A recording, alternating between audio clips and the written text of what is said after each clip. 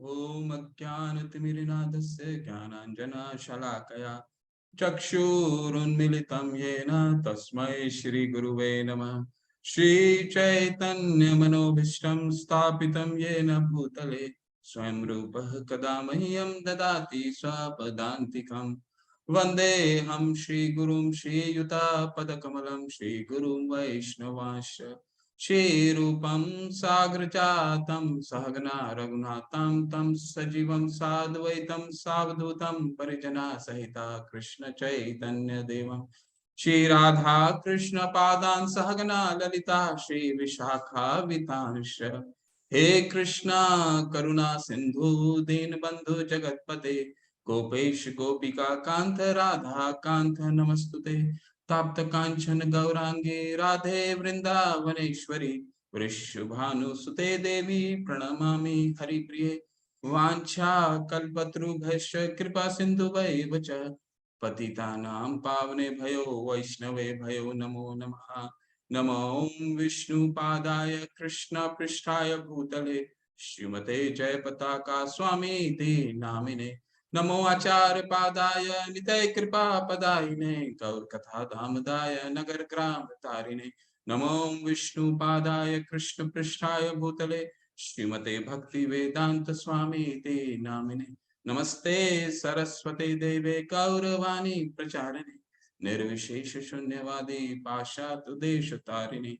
नमो महावदानाय कृष्ण प्रेम पदायते कृष्णाय कृष्ण चैतन्य नामने गौरीतशे नमः। जय श्री कृष्ण चैतन्य प्रभु नित्यानंदा श्री अद्वैत गदाधर शिवासादि गौर भक्त वृंद। हरे कृष्णा कृष्णा कृष्णा हरे हरे हरे राम राम राम हरे हरे। हरे कृष्णा। आप सभी का स्वागत है ये 18 दिन की हमारे भगवत गीता के सफर में। और ये जो हम गीता का अध्ययन करने वाले हैं ये हम आगे चल कर देखेंगे। ये विहंगम लोकम है। विहंगम लोकम का क्या मतलब हुआ कि विहंग मतलब होता है पक्षी, जो बर्ड देखते हैं पक्षी। तो पक्षी क्या होता है, जब ऊपर चलते हैं, ऊपर जब वो पक्षी उड़ता है तो नीचे वो सिर्फ इमारत देखता है, बिल्डिंग देखता है, नदी देखता है, पेड़ देखता है। तो किसी को पूरा विस्तार रूप से, विस्तृत रूप से नहीं देखता। अब जैसे कोई पक्षी अगर आकर के एक बिल्डिंग में बैठे तो पूरा बिल्डिंग का निहार सकता है, लेकिन जब वो ऊपर उड़ता है तो ऊपर ऊपर से सब चीजों को देखता जाता है। तो हम उसी तरह प्रयास करेंगे ये 18 दिन में विहंगम लोकन करने का, यानी विहंग वो ऊपर ऊपर से देखने का, समझने का प्रयास करेंगे। और इसका उद्देश्य क्या होगा 18 दिन का गीता का, वो हम आगे जानेंगे। तो आप सभी का स्वागत है। हरे कृष्ण। तो हमने अभी तक तो इस्कॉन के बारे में जाना होगा। इस्कॉन कई बार हम सभी लोग, बहुत लोग सुना होगा या फिर अपने दोस्तों से सुना होगा, कई जगह इसके बारे में आप जानते होंगे। लेकिन इसके संस्थापकाचार्य यानी फाउंडर कौन है ये जानना बहुत जरूरी है। तो इसके फाउंडर हैं भक्ति वेदांत स्वामी शिला प्रभुपाद। ठीक है, इन्होंने इस संस्था का संस्थापना किया 1966 में अमेरिका में। और इस संस्था का नाम है अंतर्राष्ट्रीय कृष्णा भावनामृति संगठन, ISKCON, international society for Krishna consciousness. तो इसमें एक चीज आपको बस जानने के लिए है कि इसका नाम इंटरनेशनल क्यों रखा गया। तो ये कभी भारत में क्यों नहीं विकसित हो पाया, ये अंतरराष्ट्रीय क्यों हुआ? क्योंकि हमें ये कृष्णा कॉन्शियसनेस के बारे में हम पूरे इन्होंने पूरे विश्व भर में कृष्णा कॉन्शियसनेस को प्रचार किया। कृष्णा कॉन्शियसनेस का क्या मतलब है? कृष्ण भावनामृत, यानी भगवान को कृष्ण से जो लोगों को, समाज, पूरे संसार को, पूरे जीव को भगवान से जोड़ना। तो भगवान तो किसी एक समुदाय के नहीं हो सकते, सभी के लिए है ना। आगे भगवान बताएंगे पितामह से जब तो माता धाता पितामह, वो सभी के पिता हैं। ठीक है, तो वो सभी के पिता हैं। तो इसीलिए इसका नाम जो है international society for Krishna consciousness है, अंतरराष्ट्रीय है, किसी राष्ट्रीय नहीं है, किसी समाज के लिए नहीं है, किसी दल के लिए नहीं। ठीक है, तो एक ये जो ये कोर्स ला रहे हैं, जो कोर्स आप अभी पठन करेंगे 18 दिन का, ये कोर्स जो है ये इनके द्वारा ही संचालित है। इनकी किताब भगवत गीता यथारूप पे आधारित है, और जो इंग्लिश में Bhagavad Gita as it is बोलते हैं, एज इट इज, जैसा को तैसा, जैसा है वैसा, है ना। तो इसका मूलभूत, अगर हमें किसी ग्रंथ को समझना है, किसी की काव्य को समझना है, तो सबसे पहले उसके पीछे का संघर्ष, उसके जो राइटर है, जो शिला प्रभुपाद है, उसके संघर्ष को जब तक नहीं समझेंगे तब तक इस ग्रंथ को समझना हमें बहुत मुश्किल होगा। तो उसके पहले संघर्ष समझते हैं, उनका जन्म कैसे हुआ, कैसे संघर्षशील थे। तो उनका जन्म एक बहुत भक्त परिवार में हुआ था, और कलकत्ता में हुआ था 1896 में।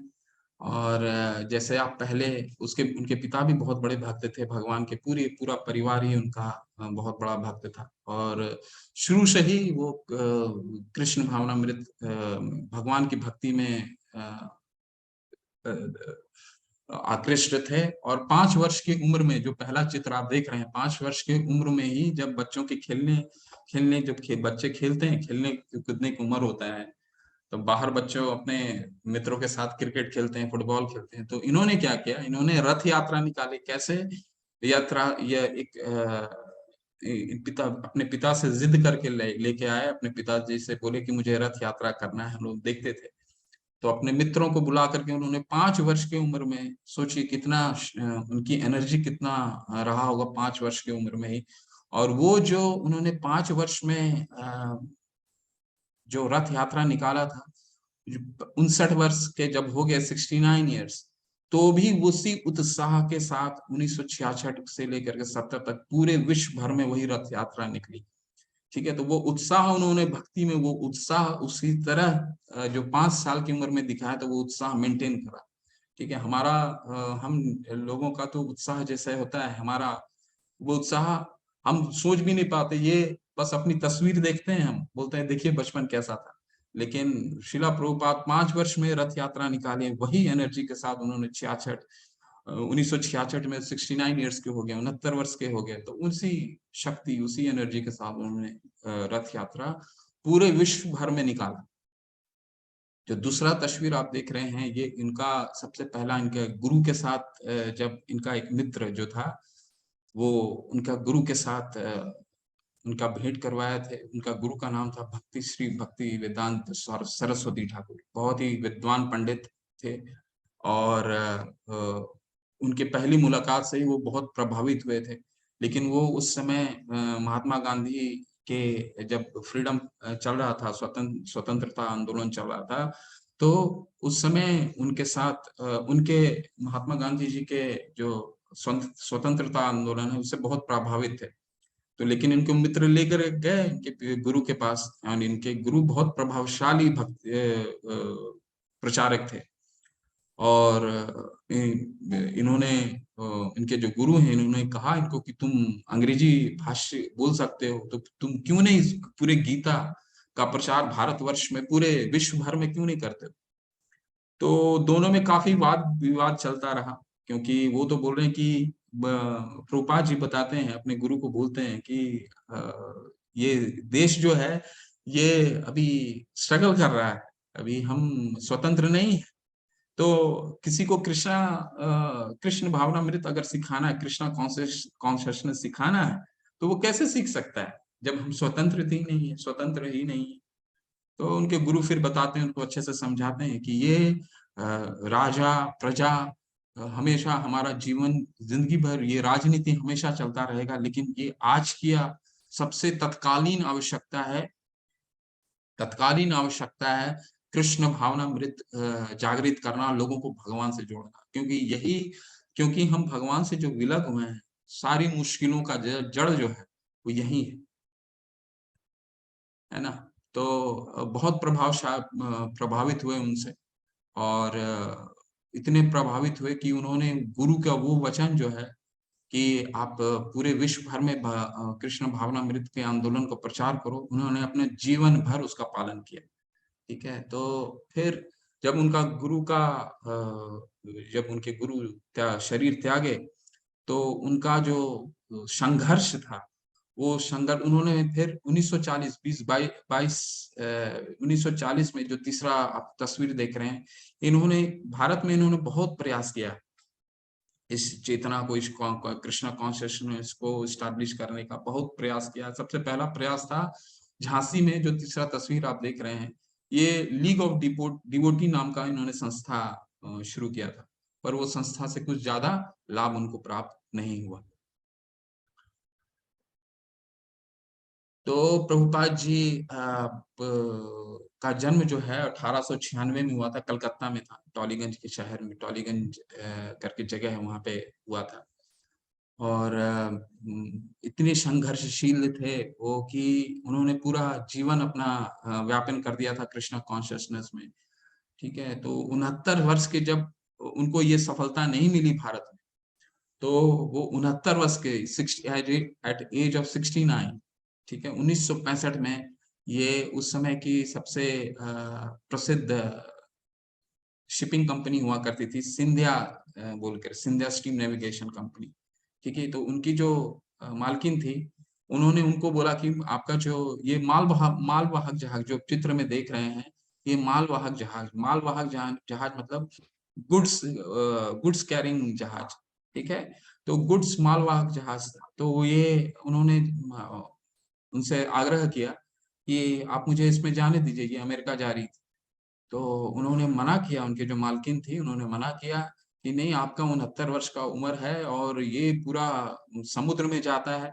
ठीक है, तो एक तो समुद्री तूफान, बहुत लंबा सफर भी है, और अमेरिका जब जाएंगे तो अमेरिका तो बहुत ठंड देश है, और 70 साल की उम्र में जिन्होंने जो अपना घर से बाहर, कभी भारत से बाहर गए नहीं, वो इतनी ठंड में कैसे रह पाएंगे 70 साल की उम्र में। तो उन्होंने बोला नहीं, मैं तो अपनी गुरु का जो है आज्ञा का पालन करना, ये गुरु का आज्ञा पालन करना ही है मुझे, चाहे डू और डाई, चाहे मृत्यु हो जाए मेरी। तो ये फिर इन्होंने 70 साल की उम्र में, 69 ईयर्स, 69 साल की उम्र में, जेब में इनके 40 रुपए थे, और भागवतम था के साथ वो ये मालवाहक जहाज में चले। आप सोचिए, मालवाहक जहाज में बैठना कितना मुश्किल रहा होगा। अगर किसी को बोल दिया जाए कि आप ट्रक में सवारी करके एक जगह से हम एक 5 किलोमीटर नहीं जा सकते हैं, इन्होंने पूरा सफर एक मालवाहक जहाज में किया था अमेरिका तक। तो 23 अगस्त को 13 अगस्त को ये खुला था न्यूयॉर्क के लिए जहाज, और 23 अगस्त के दिन इनको दिल के दौरे पड़े थे, 2 दिल के दौरे पड़े थे। ठीक है, तो 2 दिन के दौरे पड़े थे, और ये फिर उससे उभर गया, और उसी रात को उनको फिर सपने में भगवान का दर्शन होता है, जो उस जो शिप था, ये जो शिप है, उसको भगवान चला रहे थे। ठीक है ना, तो और भगवान उनको सांत्वना देते हैं कि तुम अपने गुरु के जो आदेश है उसको पालन करने में तुम्हें जरूर सफलता प्राप्त। और उस दिन के बाद था, और जो उस जो शिप का कप्तान था, शिप का कप्तान फिर जब अटलांटिक में जब वो जहाज जाता है, तो शिप का कप्तान फिर अटलांटिक इतना शांत हो गया कि शिप का जो कप्तान है वो उसने बताया कि ऐसा शांत मैंने कभी जीवन में देखा ही नहीं, है ना। तो इस तरह का उनका शुरुआत का सफर था। 19 अगस्त में 19 अगस्त में 1965 में न्यूयॉर्क पहुंचा था ये जहाज। तो कौन है स्वामी प्रभुपाद? तो हमने संघर्ष के बारे में आपका थोड़ा सा जानकारी दिया। ठीक है, तो ये जो आप सेकंड तस्वीर देख रहे हैं, ये टॉम्स्किन स्क्वायर है। इसमें सर्वप्रथम सबसे पहली बार इन्होंने कीर्तन किया था, और कीर्तन भी किन के विषय में, किन के साथ किया था। जब वो अमेरिका पहुंचे थे, इनके पास रहने का भी जगह नहीं था ना, रहने का जगह नहीं था, तो इनको एक रेफरेंस मिला था। रेफरेंस के साथ एक भारत में इनको एक इनका परिचित थे, उन परिचित से फिर उनके परिचित के घर में आश्रम में गए। वो भी एक साधु थे, लेकिन वो दूसरे पंथ को साधु थे। तो उन्होंने जो आश्रम दिया था, उस आश्रम की खिड़की भी नहीं थी, 5वां फ्लोर में था वो आश्रम। उस आश्रम का खिड़की भी नहीं था, उसी में उन्होंने अपना जी अपनी शुरुआत सफर किया था। और जिनके बीच में वो रहे थे वो हिप्पीज थे। हिप्पीज जो ये आप तस्वीर देख रहे हैं, हिप्पीज थे। हिप्पीज 1970 65 और 70 के दशक में अमेरिका में जब वियतनाम वार हुआ था, तो वियतनाम वार से काफी तबाही मची थी। तो उसमें से कई लोग जो अमेरिका के जो लोग थे वो सड़क पे आ गए थे ना। तो सड़क पे आ गए थे, फिर उन्होंने कई निषेध का कार्य कर सारे सारे निषेध कार्य करते थे, जिसमें आपका नशीली दवाइयों का सेवन था, अनैतिक संबंध थे, हर तरह के चोरी डकैती, हर तरह के कार्य करते थे। और इनके बीच में उन्होंने ये सबसे पहला ये कीर्तन किया था। आप और आज की तारीख ये है कि करीबन 800 750 800 पूरे विश्व भर में सेंटर है। और भगवान ये जब ये अमेरिका जा रहे थे, तो इनके एक मित्र थे, इन्होंने उनको बोला कि आप अमेरिका में कैसे प्रचार कर पाएंगे, वहां के तो आपको संस्कृति को अपनाना पड़ेगा। तो प्रभुपाद जी ने बताया कि नहीं, मैं किसी की संस्कृति अपनाने नहीं जा रहा हूँ, मैं कृष्ण चेतना से जोड़ने जा रहा हूँ, लोगों को अपनी संस्कृति देने जा रहा हूँ। और आप देख सकते हैं कि हर संस्कृति के लोग, हर प्रांत के लोग, हर देश के लोग इस संस्था से जुड़े हैं, और एक ही अ, सारे एक ही कल्चर के साथ बंधे हैं। और वो क्या है, कृष्ण भावनामृत का कल्चर है। सब नाचते हैं, गाते हैं, सब ने एक ही कल्चर को अपनाया है ना। और बहुत जोरों से बढ़ रहा है। जब इन्होंने शरीर त्यागा था तब 108 था, और अभी 750 800 के करीब के सेंटर है। तो कुछ और संघर्ष के बारे में जानते हैं प्रभुपाद जी का। तो जब इनके गुरु ने शरीर त्यागा था, तो 20 साल उन्होंने संघर्ष किया, 20 साल संघर्ष किया था। और एक एक पत्रिका उन्होंने छपवाई थी, बैक टू गॉड हेड। तो उस समय जब दूसरा विश्व युद्ध था, तो जो पेपर है, जो पेपर होते थे, पेपर एक सैंक्शनड प्रोडक्ट था, सरकार से आपको अनुमति लेनी पड़ती थी, कि क्योंकि बहुत किल्लत हो गई थी, पेपर मिलते नहीं थे, सैंक्शनड प्रोडक्ट था। तो सरकार से आपको अनुमति लेनी पड़ती थी उस समय कि आप इसका सदुपयोग कर रहे हैं। तो उन्होंने कई इस पे संघर्ष किया, तब उनको पेपर मिलता था। और उसके सारे जो कंटेंट हैं उन्होंने खुद ही लिखा था, खुद ही उसको एडिट भी करा, खुद ही उसको छपवाया भी जा करके, ठीक है, भूखे पे बिना प्रसादम ग्रहण किए हुए सुबह जाते थे, 1000 पत्रिका छपवाते थे, है ना। और हजारों का वितरण भी स्वयं खुद ही करते थे, सिंगल हैंडेडली वो प्रिंट भी करवाते थे। और 16 साल इस तरह का संघर्ष था इनका, है ना। तो प्रभुपाद जी की जो किताबें हैं, ये इनकी यही किताब का हम इन्हीं किताब के द्वारा, ये 18 दिन का जो कोर्स है, ये हम इनके ही किताब जो इन्होंने लिखा है, Bhagavad Gita as it is, यानी यथारूप, इसी का हम पठन करने वाले हैं। और ये इनकी जो भाषा है वो इतना सरल है कि ये आप देख सकते हैं कि ये कोर्स सभी उम्र के लिए, सभी उम्र को ही अ, आकर्षित करता है। नहीं तो भगवत गीता का नाम सुन करके ही कई घरों में ये किताब खुलती भी नहीं है, ठीक है ना। तो एक ऐसा ऑरा है भगवत गीता के आसपास कि लोग डरते हैं कि भगवत गीता खोलेंगे तो समझेंगे कैसे, समझेंगे पढ़ेंगे कैसे, पढ़ेंगे तो समझेंगे कैसे, और समझेंगे तो इसका भाव को कैसे अंदर लेंगे, है ना। तो प्रभुपाद जी सारा कुछ बताते हैं गीता के माध्यम से, कि इसको समझने का क्या प्रक्रिया है, इसको पढ़ने कैसे पढ़ना है, तो कवर टू कवर पढ़ना है, ठीक है ना, ए से लेकर के जेड तक, शुरू से लेकर के अंत तक। और किस तरह पढ़ना है, तो गुरु के माध्यम से हम पढ़ेंगे आगे, कि इसको किस परंपरा के माध्यम से, हम वही परंपरा के द्वारा इस गीता का अध्ययन कर रहे हैं, ठीक है, तो परंपरा यानी उस परंपरा के द्वारा ही पढ़ सकते हैं। और किसके द्वारा पढ़ सकते हैं? गुरु के द्वारा ही पढ़ सकते हैं। नहीं तो हम खुद तो पढ़ सकते हैं, कई ऐसे संस्कृत स्कॉलर होंगे, आप लोग में से कई संस्कृत जानते होंगे, पढ़ हम खुद भी स्वयं भी पढ़ सकते हैं, लेकिन वो हम उसका अर्थ को समझ सकते हैं, उसके भाव को समझना हमारे लिए मुश्किल हो, क्योंकि चौथे अध्याय में भगवान बहुत क्लियर में फिर बहुत ही क्लिष्ट में बताएंगे। ठीक है, तो ये जो कोर्स आपको लाया जा रहा है, ये कौन है, ये कहाँ से लाया जा रहा है? ये राधा गोविंद मंदिर मैंगलोर की तरफ से लाया जा रहा है। और इसके प्रेसिडेंट हैं जिन्होंने बहुत, इन्होंने भी श्री नामानिशा दास प्रभु जी, इन्होंने बीटेक किया है आईआईटी कानपुर से। और ये एक बहुत ही सुंदर मंदिर का निर्माण भी हो रहा है वहां पे, ठीक है ना। तो जब कोविड का समय था तब से 2020 से ये कोर्स चालू हुआ था, और करीबन आज 35वां या 36वां बैच चल रहा है। 7.5-8 लाख से भी लोग ज्यादा इससे, जब सबसे देखिए गीता का कब का कार्य, गीता कब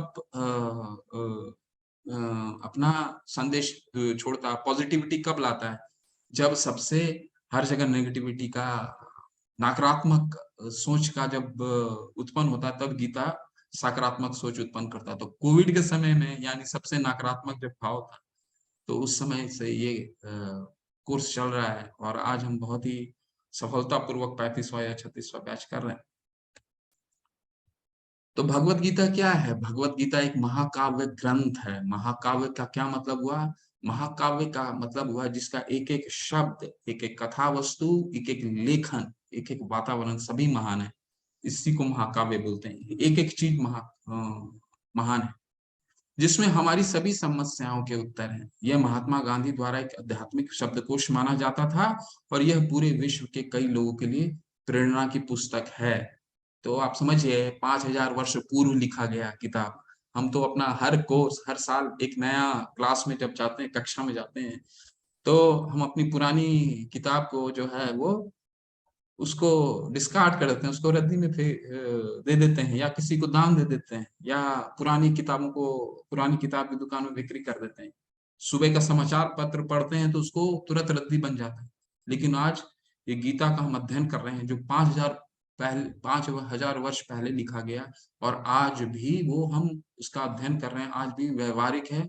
और हमें हर पल, हर समय वो हमें प्रोत्साहन देता है कि जीवन को व्यापन जो है, क्योंकि भगवत गीता के पीछे क्या है, एक ऑरा होता है, जैसे मैंने आपको पहले बताया कि इसको पढ़ें कैसे, ठीक है, इसका पठन कैसे हो, इसको पढ़ भी लेंगे तो समझेंगे कैसे, ठीक है। तो गीता एक बहुत ही, प्रभुपाद जी ने हमें बहुत ही सरल तरीके से इसको समझाया है, ठीक है। और ये जो 18 दिन का जो, और कुछ हम इसका क्रेडेंशियल लेंगे कि इसके जो इस सदी के सबसे महान राजनेता श्री महात्मा गांधी जी, जो लोग गीता का, वो क्या कहते हैं, जो लोग गीता का ध्यान करते हैं वे हर दिन ताजा आनंद और नए अर्थ प्राप्त करते हैं, करेंगे।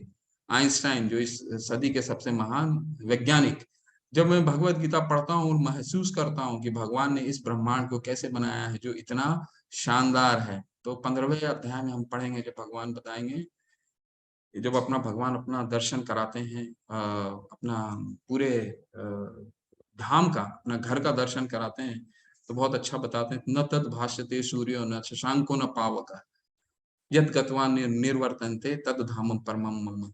यानी मेरा जो धाम इतना सुंदर है, और वही आइंस्टाइन बता रहे हैं कि मेरा धाम इतना जो सुंदर है, कोई अगर इसमें प्रवेश करता है, इसमें जो आता है, वो कभी फिर वापस नहीं जाता। तो आइंस्टाइन वही बता रहे हैं कि भगवान ने जो इस ब्रह्मांड को बनाया वो कितना अद्भुत है ना। तो गीता एक विशाल ग्रंथ है। गीता के एक व्यवस्थित अध्ययन में लगभग 1 वर्ष लगेगा। 18 दिनों में हम ऐसा नहीं कर सकते, इसलिए हम कृष्ण और अर्जुन के बीच विचारों के प्रभाव पर ध्यान केंद्रित कर रहे हैं। उद्देश्य क्या है? गीता के गहन अध्ययन के लिए आपको तैयार करना। तो ये जैसे मैंने आपको शुरू में ही बताया कि हम भी एक विहंगम लोकन है। हम ऊपर से पढ़ने का कोशिश करेंगे। ऊपर से भी क्या पढ़ने का कोशिश, वो गीता में करीबन 700 श्लोकें हैं, ठीक है। 700 श्लोक, करीब नहीं, 700 श्लोक है। 574 भगवान ने बोला है, 84 जो है अर्जुन ने बोला है, और 41 के करीब संजय ने बोला है, और एक जो है वो धृतराष्ट्र जी बोलेंगे, जो हम आज जिसका पठन करेंगे, है ना। तो ये 700 श्लोक को अध्ययन करना 18 दिन में बहुत मुश्किल है। तो ये हम इस पूरे 18 दिन में भगवान और अर्जुन जो संदेश क्या है, बेसिक सारांश क्या है, वो जानने का प्रयास करेंगे, और कृष्ण और अर्जुन के संवाद के बीच को, दोनों के बीच के संवाद पे हमारा विचार, हम उसी पे चर्चा करेंगे, ठीक है। और इसका उद्देश्य क्या है, ताकि हमें एक हम कई लेवल में इसको करते हैं, इस कोर्स को करते हैं, और एक वर्ष तो 18 महीना, 1.5 साल तो मिनिमम लगेगा ही इसको करने में, है ना। तो इसको इसी इसी माध्यम से एक थोड़ा थोड़ा धीरे धीरे एक समझ, हमें सारांश पता चल जाएगा। फिर हम अगले बार थोड़ा सा और इसको और विस्तार में पढ़ेंगे, और उसके बाद अगले लेवल में, तीसरे लेवल में और विस्तार से पढ़ेंगे इसको, ठीक है।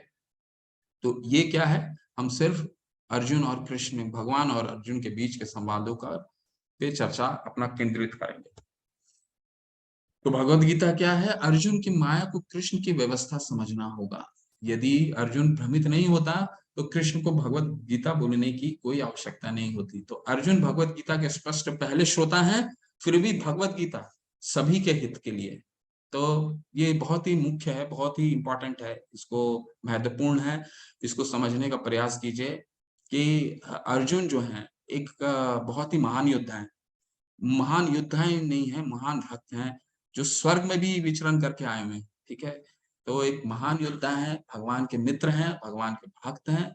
लेकिन भगवान को ऐसी ऐसी क्या आवश्यकता आन पड़ी, तो अगर गीता को हमें समझना है तो इस तरह से इसको समझना होगा कि ये भगवान की माया थी।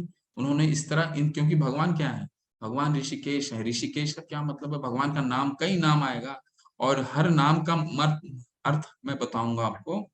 तो भगवान ऋषिकेश है, ऋषिकेश का मतलब है इंद्रियों, हमारी सारी इंद्रियां, इंद्रियां जो आंख का देखना, चलना, तो हमारा बोलना, ये सब कई इंद्रियां हैं हमारे, जनेंद्रियां, कर्मेंद्रियां कई हैं, ठीक है ना। वो हम आगे पढ़ेंगे। तो ये इंद्रिय को स्वामी, वो कंट्रोल करते हैं हमारी इंद्रियों। तो अर्जुन को भी उन्होंने, उनकी इंद्रियों को उन्होंने कंट्रोल किया, उन्हें संचालित किया, ताकि ये भगवत गीता का ज्ञान दे सकें। और कहाँ दे सकें, युद्ध भूमि में। युद्ध भूमि क्या क्या चीज का संकेत करता है, युद्ध भूमि हमेशा हमें ये बताता है कि युद्ध की, अब कहीं भी मान लीजिए अभी हाल फिलहाल में दो देशों के बीच में युद्ध हो रहा था, तो पूरा सारा, पूरे संसार का उस पर फोकस था, पूरा संसार उस पर देखना चाह रहा था, केंद्रित किया हुआ था सारा संसार। तो जहां भी युद्ध होता है, सभी लोगों का, आप रास्ते में ही चलते देख लीजिए, दो कभी कोई छोटी सी घटना हो जाती है तो सारे लोग भीड़ लगा देते हैं, सब सब आकर्षण वहीं चला जाता है सभी लोगों का। क्यों ऐसा होता है, इसलिए भगवान ने ये जो गीता का जो ज्ञान है, वो युद्ध भूमि में दिया था, ताकि सभी लोगों का फोकस वहां पे रहे, ध्यान उस वहां पे आ सके, ठीक है। तो अब इसका कुछ और हम जो दूसरे पंथ हैं, हम किस पंथ में आते हैं, गौड़ या वैष्णव, वो हम आगे चौथे अध्याय में पढ़ेंगे। लेकिन इसके दूसरे पंथ के जो लोग हैं, वो क्या गीता के बारे में बोलते हैं, वो समझते हैं। बहुत अच्छे श्लोक हैं, आप सुनिएगा। गीता के रहस्यवाद की यात्रा शुरू करते हैं, आपका स्वागत है, ठीक है। तो ये आदि श्री आदि शंकराचार्य द्वारा वर्णित श्रीमद् भागवत गीता की महिमा। श्री आदि शंकराचार्य बहुत महान गुरु थे, और शिव, लॉर्ड शिवा के वो अवतार माने जाते हैं। और एक अलग पंथ है उनका, ठीक है। वो पंथ के बारे में आप चर्चा नहीं करेंगे, तो लेकिन उनके उनके वो गीता के बारे में क्या कहते हैं, वो इस पंथ को नहीं मानते, फिर भी गीता के बारे में क्या कहते हैं, बहुत सुंदर सुंदर श्लोके हैं। मैं आपको पढ़ के बताता हूँ, थोड़ा सुनिएगा। गीता शास्त्रम इदम पुण्यम यह पठेत पर्यतः पुरुषपुमान विष्णुपाद अवाप्नोति भय शोकादि वर्जितः। भगवद गीता दिव्य साहित्य है, जो इसे ध्यान पूर्वक पढ़ता है और इसके उपदेशों का पालन करता है, वो भगवान विष्णु का आश्रय प्राप्त करता है, जो कि समस्त भय तथा चिंताओं से मुक्त है, ठीक है। तो गीता सिर्फ पठन बुक नहीं है, ये बुक नहीं है, इसको जीवन के व्यवहार में लाना है, हमारे इसको ये एक व्यवहारिक ग्रंथ है, एक ग्रंथ है जो हमारे जीवन को कार्पण्य से ब्राह्मण तक ले, ये सफर क्या है कि एक पहला अध्याय टू 18वां अध्याय एक कृपण, कृपण से 18 ब्राह्मण तक का सफर है। कृपण का क्या मतलब है? कृपण उसको कहते हैं जो छोटी छोटी खुशियों के पीछे भागता है। ठीक है, आज ये मिल जाए तो मैं खुश हो जाऊंगा, कल वो मिल जाए तो मुझे खुश हो जाऊंगा, परसों वो मिल जाए तो मैं खुश हो जाऊंगा। ठीक है, वहां से एक ब्राह्मण तक का सफर है। ब्राह्मण का सफर का क्या मतलब? ब्राह्मण, ब्राह्मण वो खुशी है जो शाश्वत है। शाश्वत का क्या मतलब है? जो कभी समाप्त नहीं होता। ये आनंद दिलाता है गीता। गीता का वही मुख्य उद्देश्य है, कृपण। कृपण जब भगवान अर्जुन जब दूसरे अध्याय में बताएंगे, कार्पण्य दोषोपहत स्वभाव पृच्छामि त्वाम धर्म सम्मूढ़ चेता, यानी कृपण से, शॉर्ट साइटेडनेस से लॉन्ग साइटेडनेस कैसे बनना है। कृपण से हमें ब्राह्मण तक का सफर ये गीता तय करवाती है, भगवान तय करवाते हैं हमें। ठीक है, दूसरा क्या कह रहे हैं? गीता अध्ययनशीलस्य प्राणायाम परस्य च नैव सा संति ही पापानि पूर्व जन्मानि कृतानि च। यदि कोई भगवत गीता की निष्ठा तथा गंभीरता के साथ पढ़ता है तो भगवान की कृपा से उसके सारे पूर्व दुष्कर्मों के फलों का उस पर कोई प्रभाव नहीं पड़ता।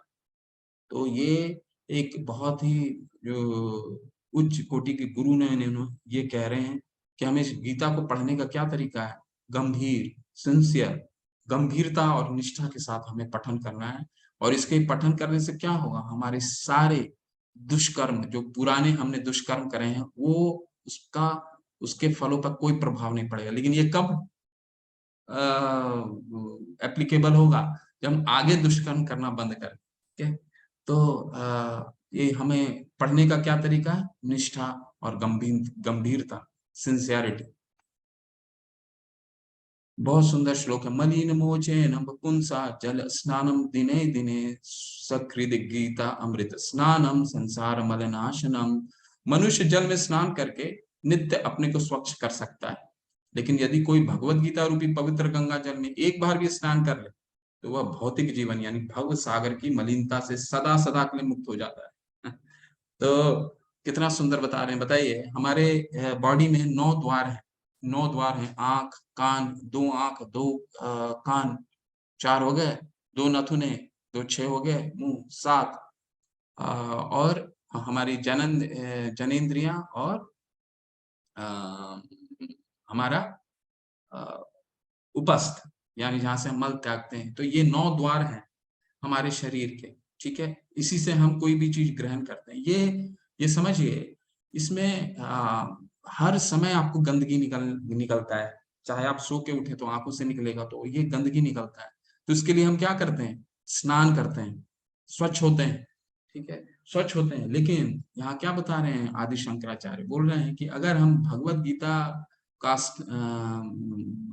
अध्ययन करते हैं, तो क्या होता है? संसार मल नाशनम, मल यानी गंदगी, जितनी भी गंदगी है वो सब मुक्त हो जाते हैं। संसार मल नाशनम, है ना?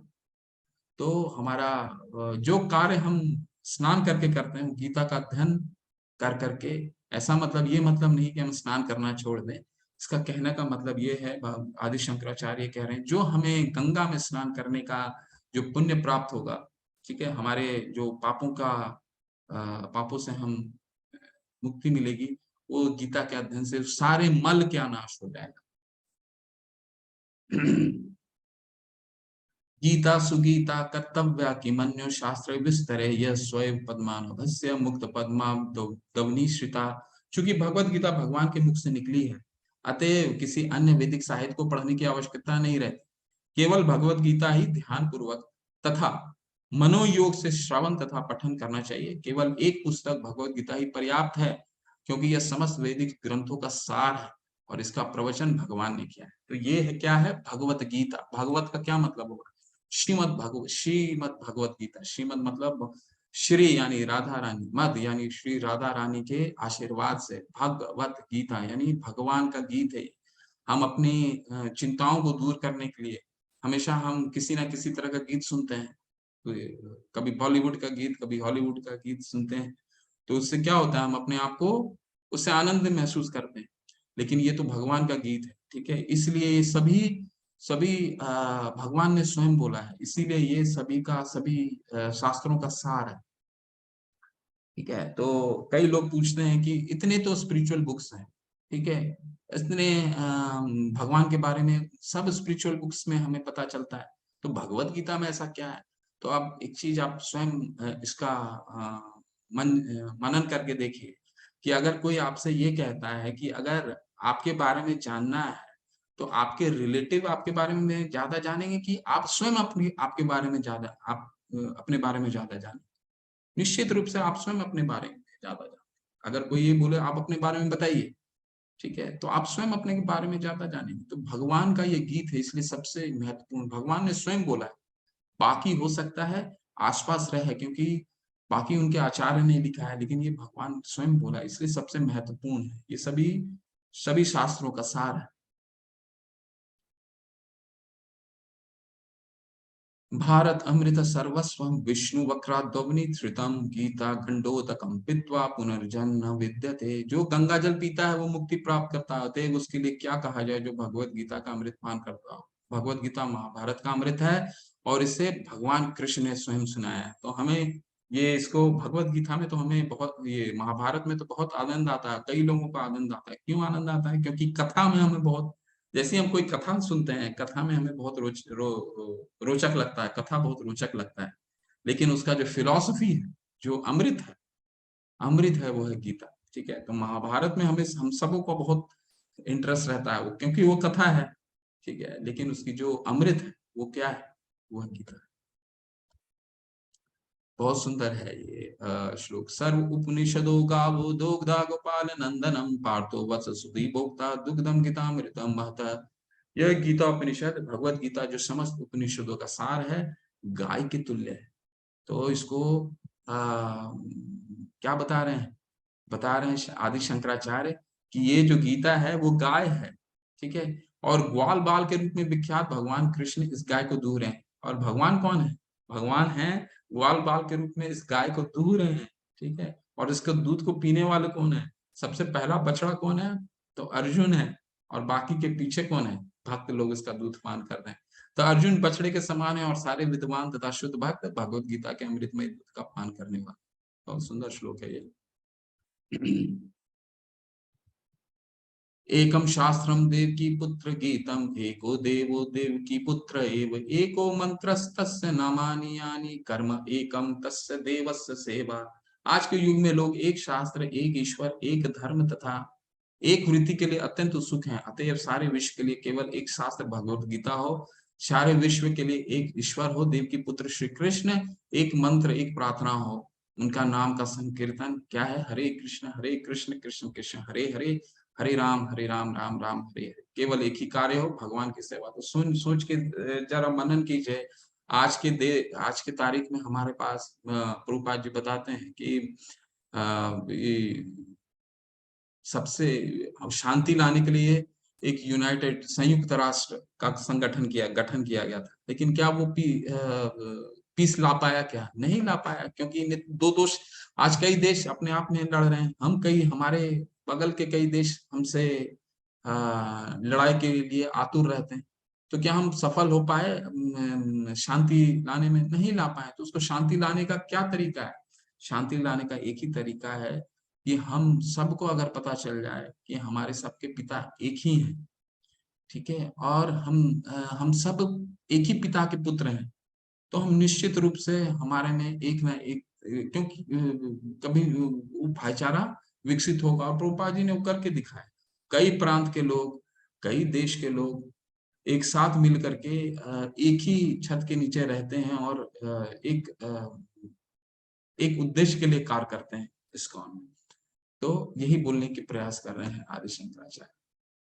तो इसके साथ ही हम पहला अध्याय शुरू करते हैं। पहला अध्याय है अर्जुन विसर्ग योग, और सेन ने कई नामों से जाना जाता है, सेटिंग ऑफ द सीन।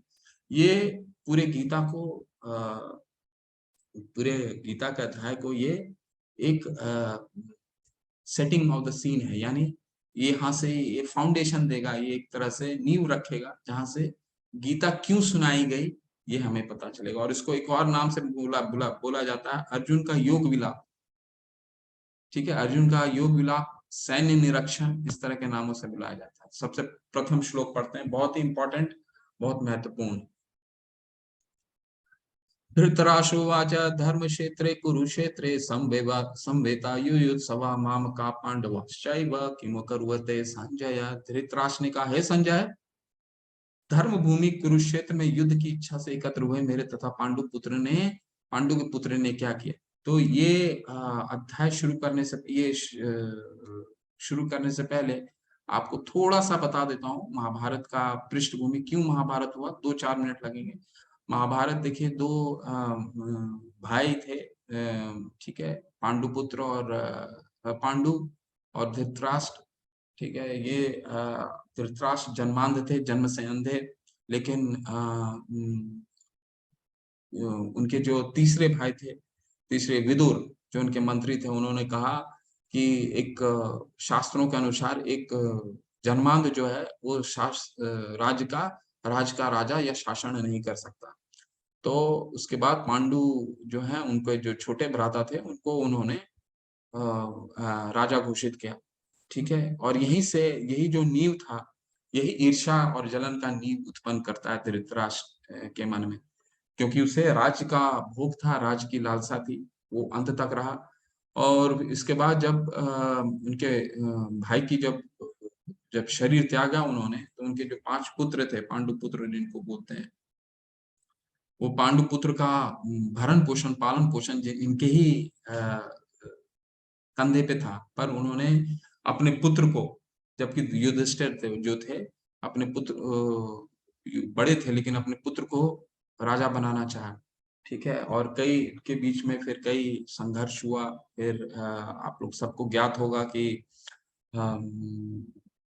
ध्रुत कीड़ा रचाया गया, ध्रुत कीड़ा में इनका पराजय हुआ पांडु पुत्रों का। इसके बाद 13 वर्ष का ये इनको वनवास मिला। वनवास मिलने के बाद जब वो वापस आए अपने राज्य के लिए, इंद्रप्रस्थ राज्य इनको दिया गया था, तो इंद्रप्रस्थ राज्य जब वापस लेने आए, तो दुर्योधन ने बोला कि मैं एक सुई की नोक की बराबर का भी जगह आपको नहीं दूंगा। और यही जड़ था कि ये युद्ध स्टार्ट हुआ। युद्ध, क्योंकि इसके बाद और कोई विकल्प बच नहीं जाता है। ठीक है, तो इसी के कारण युद्ध हुआ, शुरुआत हुआ। तो इसके बारे में प्रभुपाद जी क्या बताते हैं, महाभारत में वर्णित धृतराष्ट्र तथा संजय की वार्ताएं इस महान दर्शन के मूल सिद्धांत का कार्य करती है। माना जाता है कि इस दर्शन की प्रस्तुति कुरुक्षेत्र के युद्ध स्थल में हुई, जो वैदिक युग से पवित्र तीर्थ स्थल रहा है। इसका प्रवचन भगवान द्वारा मानव जाति के पथ प्रदर्शन हेतु तब किया गया जब वे लोक में स्वयं उपस्थित थे। तो इसमें कुछ कुछ कुछ मुख्य चीजें आपको बता देता हूँ इस श्लोक में क्या है। धर्म क्षेत्रे कुरुक्षेत्रे संवेता युयुत्सव मामका पांडवाश्चैव, जबकि पिता हैं। इसके बाद क्या कह रहे हैं, माम का, मेरे और पांडु के पुत्र, यहीं पे उन्होंने विलग कर दिया, मेरे और पांडु, जबकि सारे पुत्र उन्हीं के थे। उनके भाई के मृत्यु के पश्चात उनकी ही अकाउंटेबिलिटी थी, उनकी ही दायित्व था कि पांडु पुत्र को पालन पोषण करना। लेकिन यहाँ उन्होंने क्या किया, मेरे और पांडु के पुत्र। ठीक है, तो वो क्या चाहते थे अपने अपने पुत्र को राज्य दिलाना, इसलिए कह रहे हैं मेरे और पांडु के पुत्र। ठीक है, इसके बाद यहाँ पे और क्या कहा गया, कुरुक्षेत्र को एक धर्म क्षेत्र कहा गया है। और वैदिक प्रमाणों के अनुसार ये एक पुण्य तीर्थ स्थल रहा है कुरुक्षेत्र। ठीक है, तो यहाँ पे ये युद्ध का जो क्षेत्र है, ये बहुत ही महत्वपूर्ण होता है। जैसे मैंने आपको पहले भी बताया था, हमेशा फोकस में रहता है। तो ये युद्ध क्या है, ये युद्ध जो है हमारे अंदर की जो युद्ध है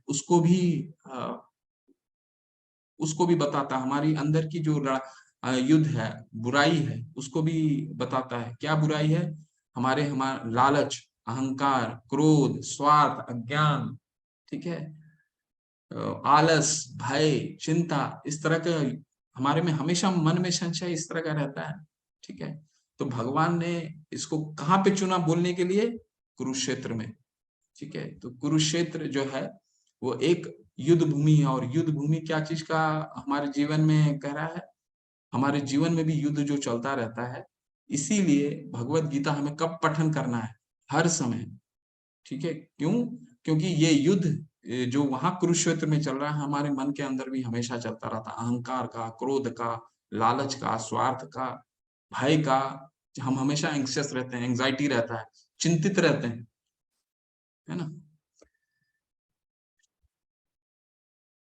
अब सैन्य निरीक्षण, इसको और भी बोला जाता है, एक सैन्य निरीक्षण के रूप में भी बोला जाता है। संजय ने कहा, हे राजन, पांडु पुत्रों द्वारा सेना की वीर रचना देखकर राजा दुर्योधन अपने गुरु के पास गया और उनसे उसने ये शब्द कहे, हे आचार्य, पांडु पुत्र की विशाल सेना को देख, जिसे आपने बुद्धिमान शिष्य द्रुपद के पुत्र ने इतने कौशल से व्यवस्थित किया है। तो आ, आ, अब क्योंकि देख लिए कि भगवान तो विरोधी दल में तो भगवान है, ठीक है, तो धृतराष्ट्र को वही तो चिंता होगी, क्योंकि धृतराष्ट्र ने तो पूछता क्यों संजय से कि मेरा और पांडु पुत्र, उसको तो मालूम ही था, उनको तो मालूम ही था ना कि युद्ध होने वाला है, फिर भी पूछ रहा है। क्यों पूछ रहा है? क्योंकि संशय था मन में, क्योंकि भगवान थे ना, उनके विरोध में भगवान थे, तो कहीं ना कहीं विजय को लेकर के उनको संकेत था मन में। और ये संदेह इनको भी था, दुर्योधन को भी। तो अब दुर्योधन के सेनापति, अभी दुर्योधन जो है अपने गुरु के पास गए, पूछते हैं कि देखिए द्रुपद कौन थे? द्रुपद के जो पुत्र थे धृष्टद्युम्न, द्रुपद जो थे सबसे बड़े दुश्मन थे द्रोणाचार्य के। पहले बहुत बड़े मित्र थे, फिर दुश्मन हो गए इनके, है ना। तो दुश्मन हो गए। जो धृष्टद्युम्न थे वो द्रुपद के पुत्र थे, जो तपस्या से आए थे, और उनका उद्देश्य क्या था? द्रोणाचार्य का वध करने का, उनका पुत्र का। ठीक है, लेकिन फिर भी ये जानते हुए भी द्रोणाचार्य ने उनको शिक्षा दिया था। ठीक है, और वही दुर्योधन आके यहाँ पे बता रहे हैं, देखिए जिसको आपने शिक्षा दिया था वही आपके युद्ध की, आपका जो सेना का, विरोधी दल का सेना का वही कर रहे हैं पूरा संचालन। देखिए आपको जिसको वही आपका हार का कारण बन रहा है। ठीक है, ऐसा बताते हैं।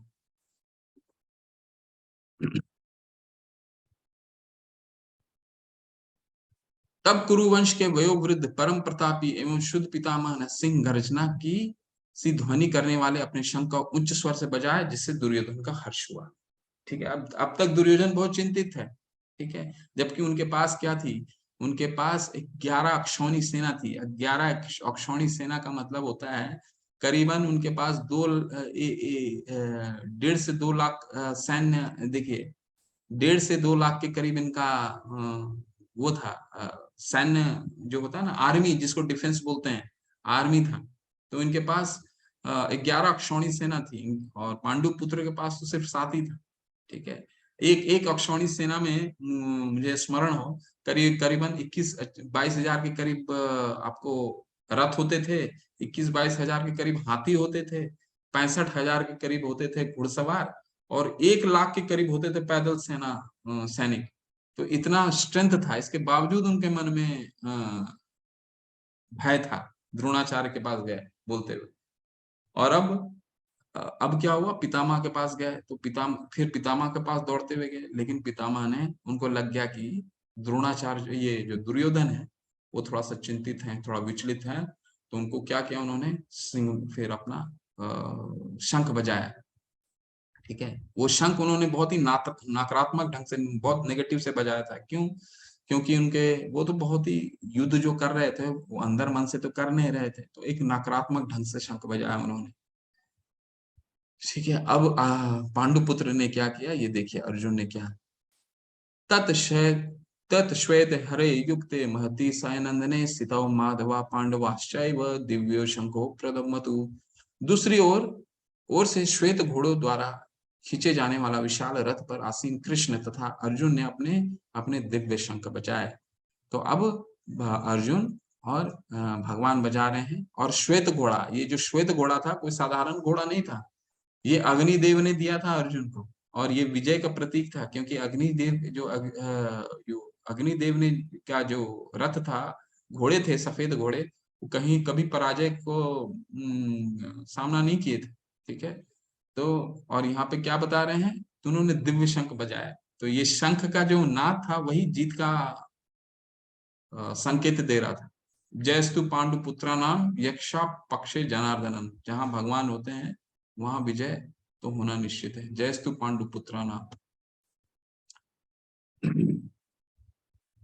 अथ व्यवस्थित हम दृष्टा धार्तराष्ट्रं कपिध्वज प्रवृत्ते शस्त्र संपाते धनुर्धमय पांडव ऋषिकेशम तदाम वाक्यम इदाम महीपते। उस समय हनुमान संग के ध्वजा लगे रथ पर आसीन पांडुपुत्र अर्जुन अपना धनुष उठाकर तीर चलाने के लिए उद्यत हुआ। हे राजन, धृतराष्ट्र के पुत्रों के व्यूह में खड़ा देखकर अर्जुन ने श्री कृष्ण से ये वचन कहे। ठीक है, तो क्या विजय के कुछ विजय के संकेत दे रहे हैं। पहला क्या संकेत आया, शंख बजाए। ठीक है, अब क्या आ रहा है कि उनके जो, और इंद्र का श्वेत का घोड़ा था जो अग्नि देव ने दिया था। ठीक है, अब क्या बता रहे हैं, अब बता रहे हैं कि उनके जो रथ था, रथ में हनुमान जी का ध्वजा अंकित था। और तो जहां हनुमान जी हैं और यहाँ तो श्री राम स्वयं है भगवान के रूप, भगवान कृष्ण के रूप में, तो वहां तो पराजय हो ही नहीं सकती। तो इसलिए विजय के संकेत हो रहे हैं, हनुमान जी भी हैं, भगवान भी स्वयं है यहाँ पे, है ना। तो भय का कोई कारण ही नहीं बनता है। अर्जुन ने कहा है अच्युत, कृपया करके मेरा रथ दोनों सेनाओं को बीच में ले चलें, जिससे मैं यहाँ युद्ध की अभिलाषा रखने वालों के और शास्त्रों की इस महान परीक्षा में जिनसे मुझे संघर्ष करना है उन्हें देख सकूं। देखिए, अब यहाँ से गीता क्यों बोला गया वो अब आने वाला है। ठीक है, तो अर्जुन को अभी सोचिए 12-13 साल, 13 वर्ष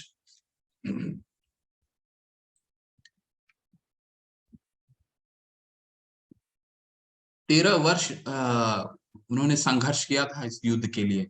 और इस युद्ध में उन्होंने कोई साधारण तपस्या नहीं की थी। भगवान शिव को भी पराजय कर, प्रसन्न कर करके उनसे पशुपतास्त्र लिया था। 13 वर्ष का संघर्ष के बाद भी अब मन में उनका एक ये आ रहा है, नहीं नहीं भगवान मुझे लेके चलिए, तो बीच बीच में लेके चलिए, मैं देखूं तो मैं किनके साथ युद्ध करने वाला हूँ, जबकि उनको मालूम था ही किनके साथ युद्ध करने वाला हूँ। तो ये क्या हो रहा है, यहाँ से उनके कुछ चेंजेस आने वाले हैं। वो क्यों आने वाले हैं, और यहाँ पे एक और अर्जुन ने क्या कहते हैं, अच्युत, भगवान को क्या बोलते हैं, अच्युत। अच्युत का वो मतलब होता है जिनका जिनका कभी पतन नहीं होता। भगवान तो यहाँ सारथी बने हुए हैं। तो क्या है, ये हम मान लें कि भगवान तो अनंत कोटि ब्रह्मांड के सेनाध्यक्ष, सेना नायक, भगवान है स्वयं है, लेकिन फिर भी यहाँ पे एक सारथी बने हुए हैं, है ना। तो भगवान क्या पतन हो जाता भगवान का सारथी बनने से, नहीं। क्यों नहीं, क्योंकि भगवान अपने भक्तों को आनंद देने के लिए आते हैं। भगवान अपने भगवान जो है भक्त वत्सल होते हैं, भक्त को बहुत, भक्त से उनका बहुत लगाव रहता है, वही कार्य करने आ रहे हैं, इसलिए वो उनका कभी पतन नहीं होता, इसलिए अच्युत कह रहे हैं यहाँ पे।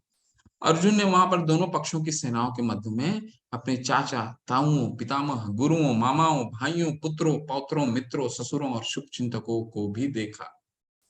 तो यहाँ पे क्या देखें, सारे विरोधी दल में थे ही, उनके गुरु थे ही, द्रोणाचार्य थे, उनके भाई थे ही। ठीक है, उनके पितामह थे, भीष्म पितामह थे। ठीक है, तो सारे को देख के अब इनका मन में विचलन शुरू होता। अर्जुन उवाच दृष्टवेमं स्वजन, दृष्टवेमं स्वजन कृष्ण युद्ध समम समुपस्थितम सिदंती मम गात्राणि मुख च परशुष्यति। अर्जुन ने कहा, हे कृष्ण, इस प्रकार युद्ध की इच्छा रखने वाले मित्रों तथा संबंधियों का अपना समक्ष उपस्थित देखकर मेरे शरीर के अंग कांप रहे हैं और मेरा मुंह सूखा जा रहा है। देखिए, अब उनका मन जो है युद्ध ना करने का होने लग गया। क्यों ऐसा, क्योंकि वो साधारण नहीं है, गुडाकेश हैं। गुडाकेश अर्जुन को, अर्जुन गुडाकेश हैं, यानी जिन्होंने अपना अज्ञान रूपी अंधकार, जो अंधकार है अपने नींद को जीत लिया है। ठीक है, अज्ञान रूपी अंधकार से वो बाहर आ गए। लेकिन भगवान क्या है, भगवान भी ऋषिकेश हैं, यानी उसकी इंद्रियों को कंट्रोल कर रहे हैं। क्योंकि गीता सुनाना है, तो हमने सबसे प्रथम क्या सुना कि 5वें 6ठे स्लाइड में हमने देखा ना कि गीता को अगर अध्ययन करना है तो हमें ये समझना होगा ये सारा रचना भगवान का द्वारा रचित है। ठीक है, क्यों रचित है, कि जो व्यक्ति, जो भक्त अर्जुन जैसा महान योद्धा 13 साल का तपस्या के बाद, युद्ध का इतना तपस्या, उसने युद्ध की तैयारी करी और अब आकर के वो ये कह रहा है कि मेरे शरीर जो है, मेरे शरीर के अंग जो हैं वो कांप रहे हैं और मेरा मुख जो है सूखा जा रहा है। ठीक है, तो पहला कारण वो दे रहे हैं में युद्ध ना लड़ने की। हे कृष्ण, इस युद्ध में अपने ही स्वजनों को वध करने से ना तो कोई अच्छाई दिखती है और ना उसमें किसी प्रकार का विजय, राज्य या सुख की इच्छा रखता हूँ। तो पहला कारण क्या देखा उन्होंने? पहला कारण कि अपना मित्र और संबंधियों को क्यों वध करूं मैं, पहला कारण बता रहे हैं। अब युद्ध नहीं करना है, ठीक है, क्योंकि भगवान को गीता सुनानी है ना, तो अर्जुन के जो मन है उसको कंट्रोल कर रहे हैं वो भगवान। ठीक है, अब दूसरा कारण दे रहे हैं कि हे कृष्ण, इस युद्ध में अपने ही स्वजनों का वध करने से ना तो कोई अच्छाई दिखती है, ना उससे किसी प्रकार के विजय, राज्य या सुख की इच्छा रखता हूँ। तो दूसरा कारण कारण क्या दे रहे हैं कि मुझे आनंद क्या मिलेगा इनको मार करके। ठीक है, तो और इसको डिटेल में इस श्लोक में पढ़ते हैं। हे गोविंद, हमें राज्य, सुख अथवा इस जीवन से क्या लाभ, क्योंकि जिन सारे लोगों के लिए हम उन्हें चाहते हैं वही इस युद्ध भूमि में खड़े हैं। हे मधुसूदन, मधुसूदन का क्या अर्थ हुआ?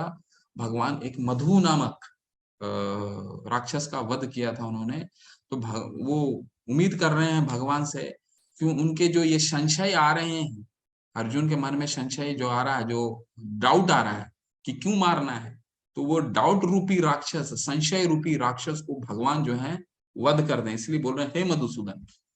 हे मधुसूदन, जब गुरुजन, पितृगण, पुत्रगण, पितामह, मामा, ससुर, पौत्रगण, साले तथा अन्य सारे संबंधी अपना धन एवं प्राण प्राण देने के लिए तत्पर हैं और मेरे समक्ष खड़े हैं, तो फिर मैं इन सबको क्यों मारना चाहूंगा? भले ही वे में मुझे क्यों ना मार डालें।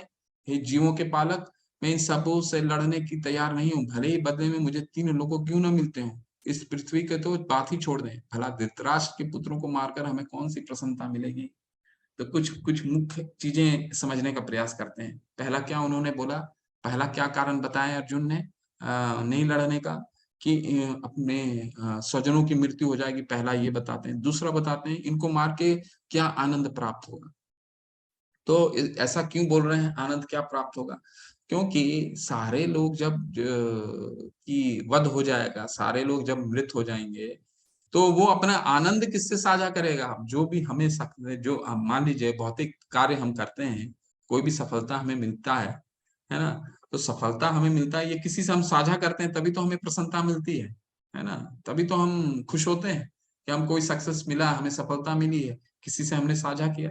तो वही बताने की कोशिश कर रहे हैं यहाँ पे कि क्या आनंद क्या है, क्या आनंद मिलेगा सबको अगर हमने वध ही कर दिया, तो आनंद क्या मिलने वाला है ना। अब और कारण बता रहे हैं, कुल का नाश होने पर सनातन कुल परंपरा नष्ट हो जाती है और इस तरह शेष कुल भी अधर्म में प्रवृत्त हो जाता है। हे कृष्ण, जब कुल में अधर्म प्रमुख हो जाता है तो कुल की स्त्रियां दूषित हो जाती हैं और अस्तित्व के पतन से ही वृष्णवंशी अवंचित संतानें उत्पन्न होती हैं। अब एक और कारण दे रहे हैं। पहला कारण क्या बताया उन्होंने? फर्स्ट कारण, सब मृत हो जाएंगे। कौन मृत हो जाएंगे? उनके सारे सगे सगे संबंधी, गुरुजन, पितामह, उनके मित्र, उनके भाई, सबकी मृत्यु हो जाएगी। दूसरा क्या बताते हैं कारण? आनंद कैसे मिलेगा?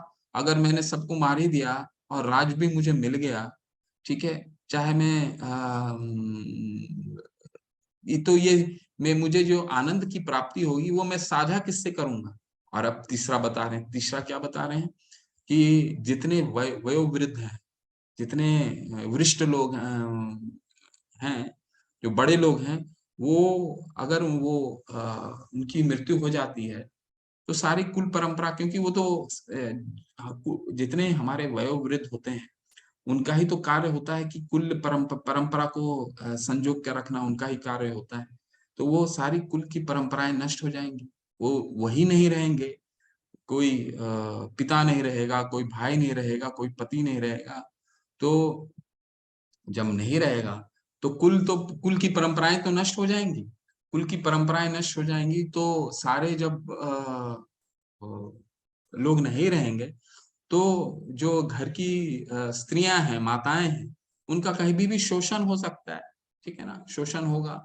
और शोषण होने के बाद क्या है, अवांछित संतानें उत्पन्न होती है, ठीक है। अवांछित संतानें उत्पन्न होने से भी क्या प्रॉब्लम है, ये इस श्लोक में देखते हैं।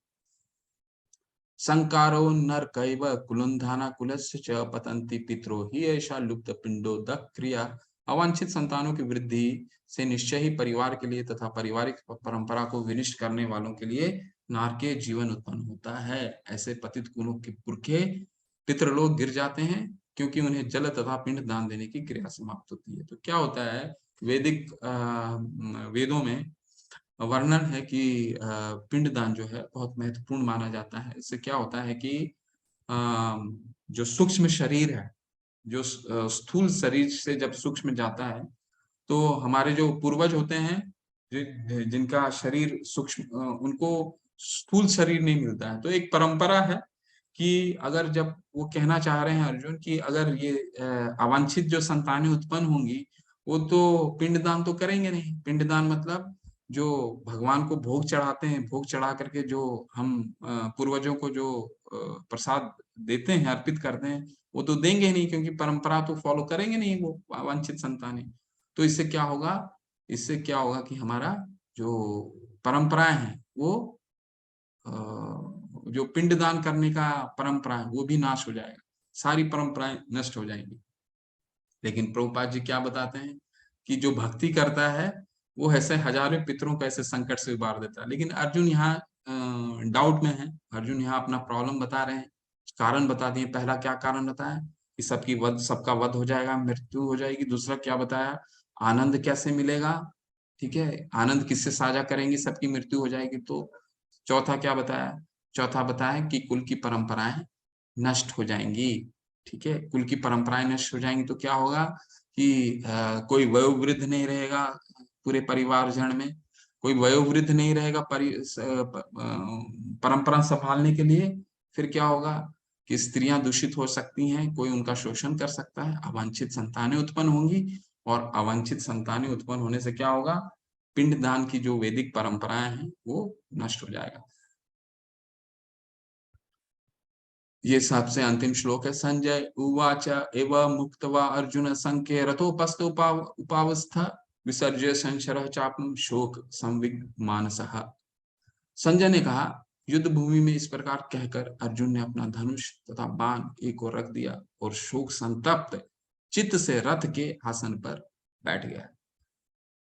तो अब क्या, अर्जुन जो है, अब कह रहे हैं कि भाई अब मैं अर्जुन मैं जो है वो अब युद्ध नहीं का संशय रहित हो गए, और जो इतनी इतने एनर्जी, इतनी ऊर्जा के साथ जो युद्ध करने के लिए आए थे, 13 साल की तपस्या के बाद, अब क्षण भर में, क्यों, क्योंकि भगवान ने उनकी इंद्रियों को गीता बताना था, तो इंद्रियों को उनको, ऋषिकेश है भगवान, ठीक है, तो भगवान ने उनकी इंद्रियों को संयमित कर करके उनके सारे जो हैं वो अब शोक संतप्त हो गए अर्जुन, और रथ में बैठ गए।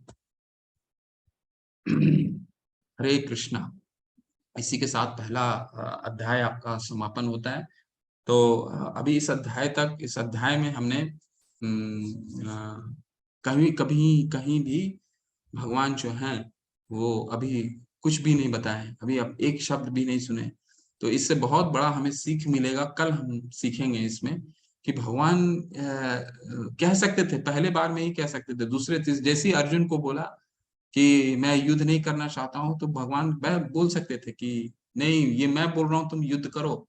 लेकिन भगवान ये पूरे अध्याय अर्जुन ने बोला है, पूरे अध्याय को उन्होंने बहुत ही शांतिपूर्वक ढंग से सुना है, ठीक है। तो हमारी जो श्रवण करने की विधि है, सुनने की जो वो है, वो भगवान हमें बता रहे हैं कि हमें हर प्रॉब्लम को पहले सुनना है। हरे कृष्ण। तो हर अध्याय के बाद हम लोग चर्चा करेंगे। कोई मन में संशय है आपके, तो उस संशय पे चर्चा करेंगे। कोशिश कीजिएगा कि अपने संशय, जितने संशय आपको मन में उत्पन्न होते हैं, उस संशय को प्रकट कीजिए ताकि हम समझते हुए चल सकें। ठीक है। और इस 18 दिन के कोर्स को करने का हमारे पास हर एक अध्याय के पास आपको जो व्हाट्सएप का जो ये है, उसमें क्विज आएगा। क्विज को अटेम्प्ट कीजिए, अच्छे से उसको बनाइए, अच्छा लगेगा, आपको आनंद भी आएगा कि जो आपने पठन करा है उसको, क्योंकि आप कुछ भी चीज हम करते हैं, अध्ययन करते हैं, तो उसको मेजर करने का कोई तरीका होना चाहिए ना। वो मेजर करने का क्या तरीका है कि हम कोई क्विज अटेम्प्ट करें और उसको जो भी मन में संशय आएगा, क्योंकि क्विज अटेम्प्ट करेंगे तो बहुत सारा संशय भी आएगा। ठीक है, तो कोशिश कीजिए कि संशय को लेके आइए और अपने संशय को अध्याय में ही केंद्रित करके रखें। वैसे जो भी संशय आप लेके आइए, लेकिन अध्याय में केंद्रित करने से क्या होगा, हमें अध्याय का समझने में बहुत ही आसानी होगा। हरे कृष्णा। आप संशय क्या है, कोई जो डाउट है, क्वेश्चन है, प्रश्न है आपके, चैट में भी डाल सकते हैं और आप हैंड रेज भी कर सकते हैं।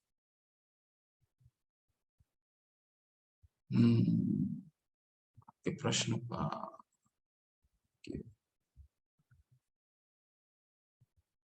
चैट एक एक करके लेंगे, जिनके जिनके प्रश्न हैं वो आप बने रहिएगा, है ना। तो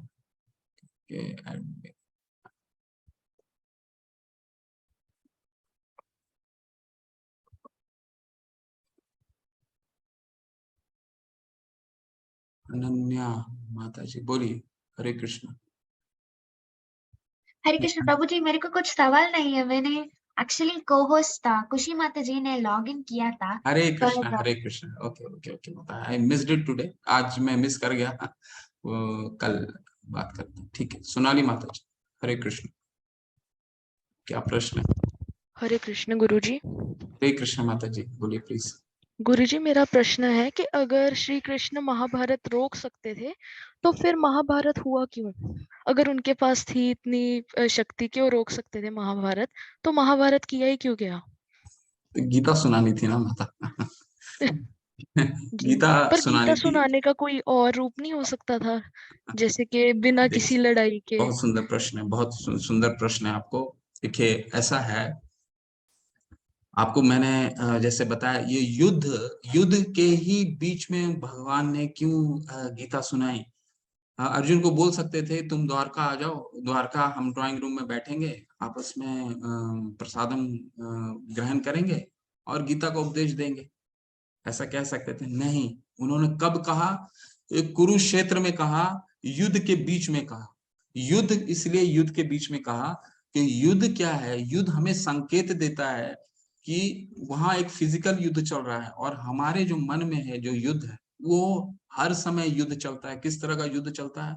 संशय का युद्ध चलता है, क्रोध का युद्ध चलता है, ठीक है, चिंता का युद्ध चलता है, डर का, भय का युद्ध चलता है। तो भगवान हमें ये बताने की चेष्टा कर रहे हैं कि हमें इस गीता का अध्ययन कब करना है, जब हमारे मन में जो संशय उत्पन्न होते हैं, युद्ध रूपी संशय, ठीक है, चिंता का, भय का, ईर्ष्या का, ठीक है, द्वेष का, तो ये जो जितनी चिंताएं उत्पन्न होती हैं, तो हमें गीता का अध्ययन उसी समय करना है। जो इसलिए और दूसरा इंपॉर्टेंट चीज ये है, दूसरा महत्वपूर्ण चीज ये है, जैसे मैंने आपको बताया कि कहीं भी युद्ध होता है तो उसमें सभी लोगों का फोकस हो जाता है, सभी लोग उस पर सचेत हो जाते हैं। आप चलिए, रास्ते में भी चलिए तो कोई दो छोटी मोटी दुर्घटना भी हो जाती है तो सब लोग भीड़ लगा लेते हैं। तो भगवान चाह रहे थे कि ये जो ज्ञान है, जितने लोग सुन पाए वो सुन रहे थे, ठीक है। तो ये ज्ञान इसीलिए कुरुक्षेत्र के युद्ध के माध्यम से जितना प्रचार प्रसार इसका दिया जा सके, इसलिए उन्होंने ये युद्ध में ही कुरुक्षेत्र के भूमि में किया, है ना माता जी। इसको इस तरह से समझने का प्रयास कीजिए। प्रज्ञा माता जी, हरे कृष्ण बोलिए, अनम्यूट कीजिए प्लीज। हरे हरे कृष्ण प्रभु जी। हरे प्रभु जी, कृष्ण। मेरा मेरा प्रश्न ये है कि जो संशय अर्जुन के मन में आया कि युद्ध ना करने का, तो ऐसा संशय किसी और के मन में क्यों नहीं आया?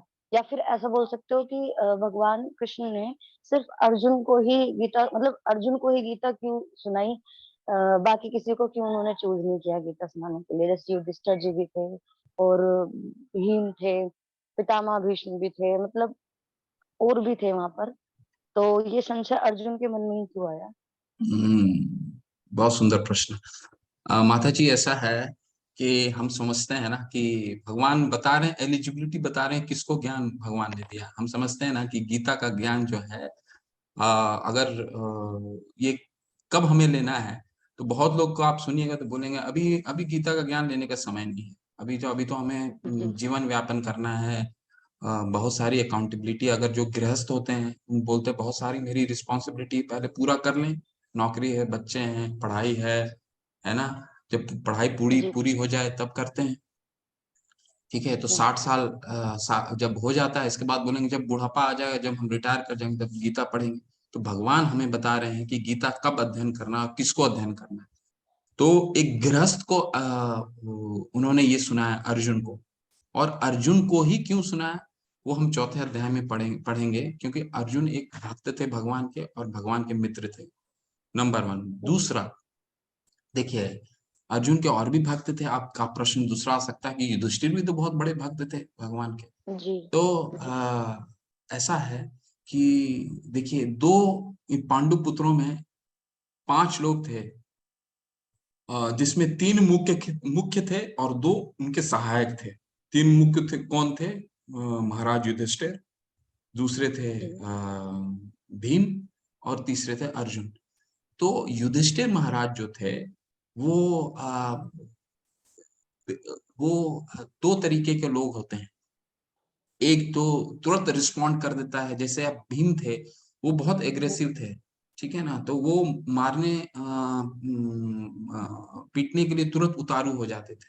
ठीक है, तो जी, एक तो वो एक्सट्रीम हो गया, और दूसरा एक्सट्रीम कौन थे? दूसरा एक्सट्रीम युधिष्ठिर महाराज से, जो हर तरह का जो उत्पीड़न था वो सहते थे, चाहे वो उनको आत्मसम्मान को ही क्यों न ठेस पहुंचा रहा हो, फिर भी वो सहते थे। ठीक है, तो 2 तरह का दो तरह का अपना आपका आपको 2 तरह की प्रताड़नाएं होती हैं। एक तो होती है फिजिकल, और एक होता है आत्मसम्मान। ठीक है, तो ये दोनों एक्सट्रीम थे। तो इसलिए उन्होंने अर्जुन को चुना, क्योंकि अर्जुन जानते थे कब प्रति उत्तर देना है, और अर्जुन कब सहना है किसी चीज को और कब प्रति उत्तर देना है, ये अर्जुन जानते थे। ठीक है, इसलिए उन्होंने ये ज्ञान अर्जुन को दिया, और युधिष्ठिर को भी नहीं दिया, भीम को भी नहीं दिया। ठीक है, तो ये इस जी, तरह से समझने का प्रयास कीजिए इसको। ठीक है, और इसको और भी हम लोग डिटेल में पढ़ेंगे चौथे अध्याय में, जब भगवान जी, बिल्कुल। अर्जुन बताएंगे कि क्यों तुमको मैंने भक्त वसी में सखा चेती। बताते हैं कि क्योंकि तुम मेरे भक्त हो और तू कि मेरे मित्र हो। अभी गीता को अध्ययन करेंगे 18 अध्याय तक, माता जी। तो हमें सब भगवान बहुत जगह बताएंगे कि गीता वो सुनने का क्या एलिजिबिलिटी है, क्या योग्यता है।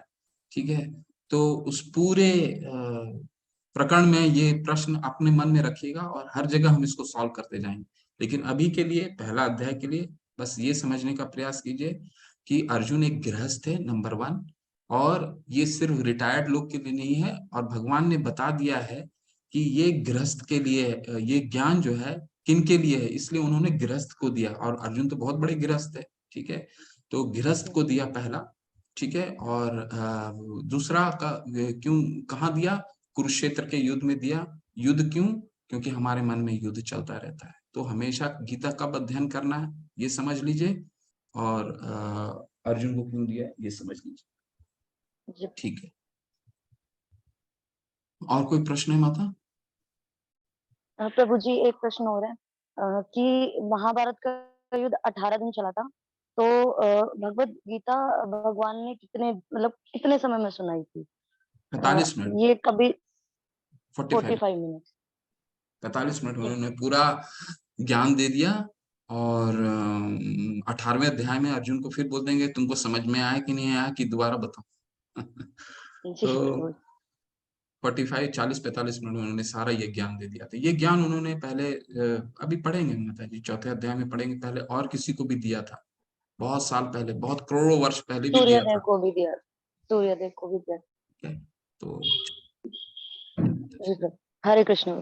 हरे कृष्णा। आदित्य प्रभु जी, हरे कृष्णा। अनम्यूट कीजिए आदित्य प्रभु जी प्लीज। हरे कृष्णा प्रभु जी। हरे कृष्णा, हरे कृष्णा। प्रभु जी, हमने चाणक्य नीति में भी सुना है कि अगर एक राजा अपने आसपास बुद्धिमान लोगों को रखे तो उसके डिसीजन की एफिशिएंसी अच्छी होती है।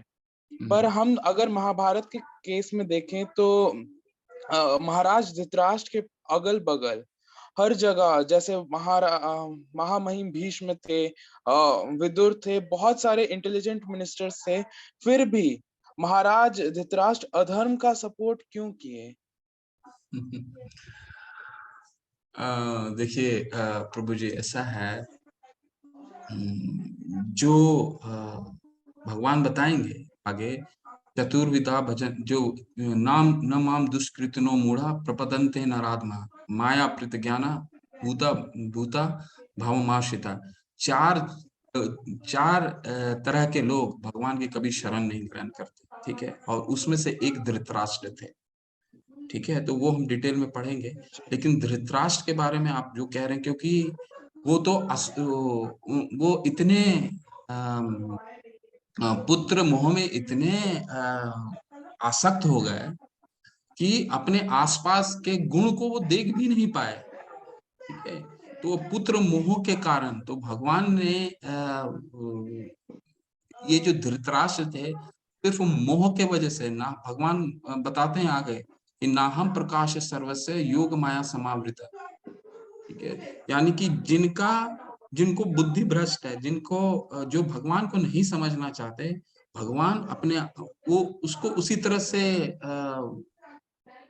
उसी अपने योग माया के द्वारा उसको उसी तरह से इच्छादित करते हैं। अब समझिए, जब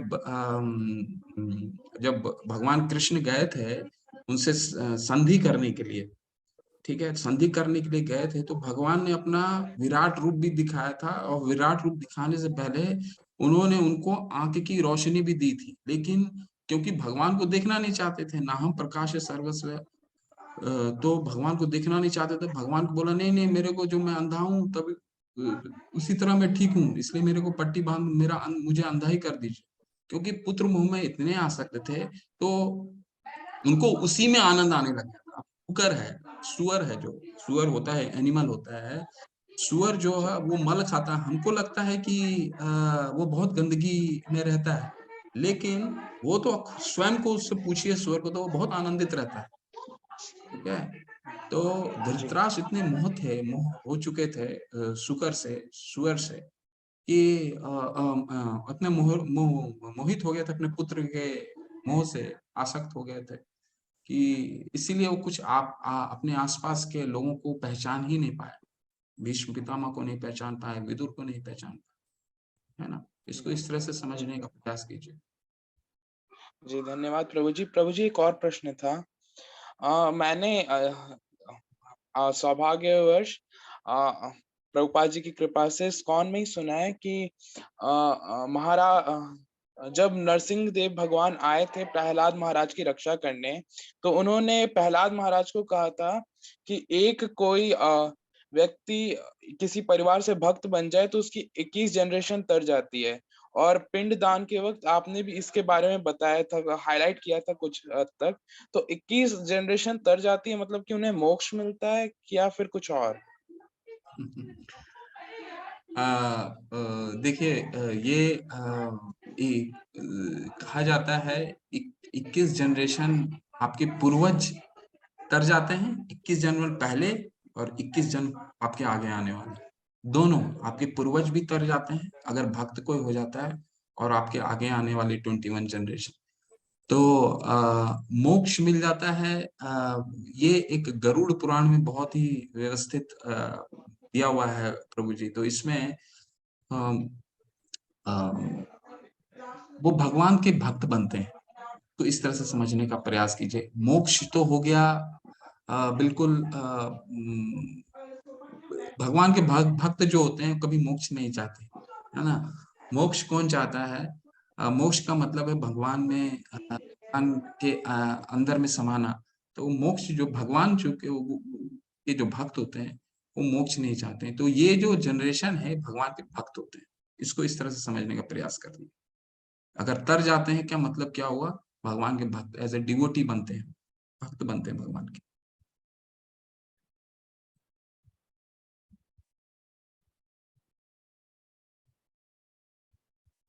इसका प्रश्न है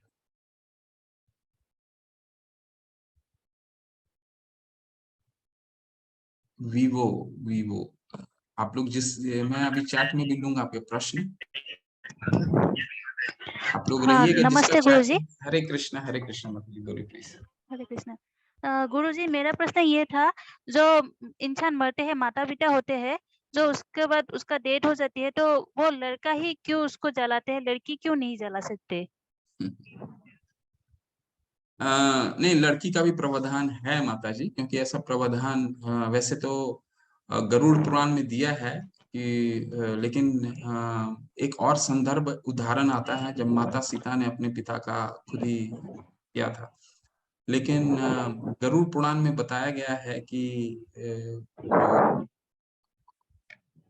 पुत्र होते हैं, ठीक है, पुत्र का ही संदर्भ दिया गया है।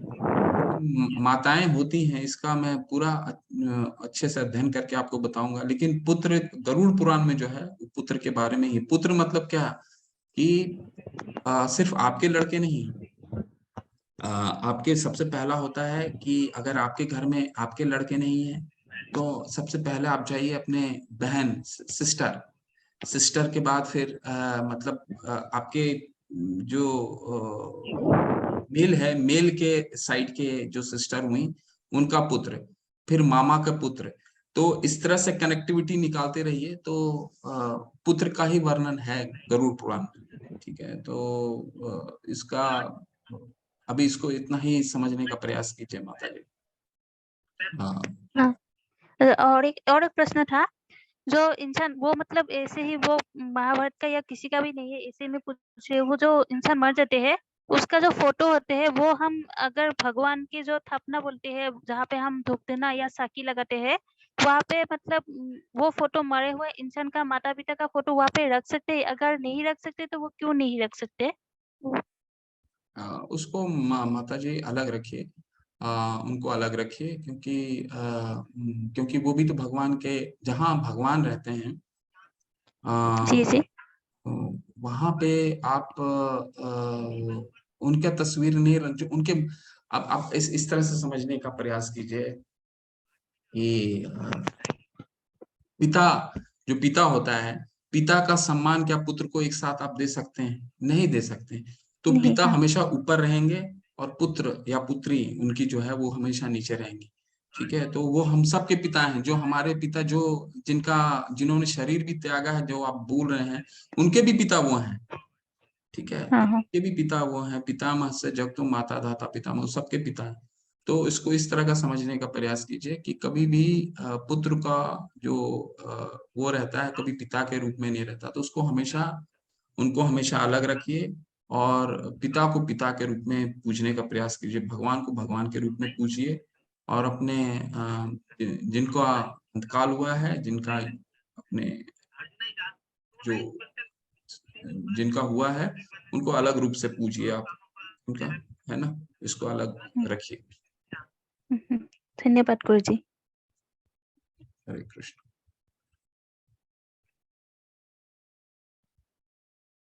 रेडमी, आप लोग अपना नाम लिखिएगा प्लीज। रेडमी 8 डुअल, आप बताइए प्लीज, अनम्यूट कीजिए।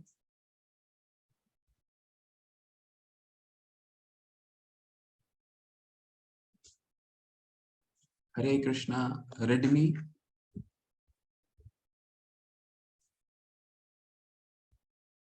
ठीक है, चलिए चैट लेते हैं, कुछ चैट के प्रश्न लेते हैं। प्रभु जी